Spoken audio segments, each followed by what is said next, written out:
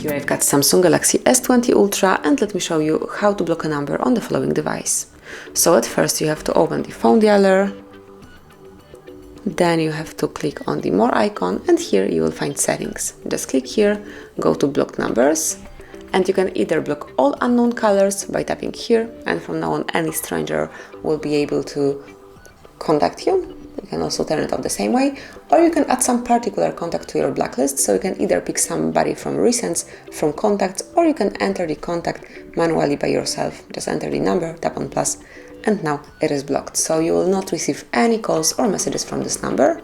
But if you would like to remove some number from your blacklist, click here on the minus icon, and as you can see, it is no longer blocked, so he or she will be able to reach you. And this is it, that would be all. Thanks for watching. Please subscribe our channel and leave the thumbs up.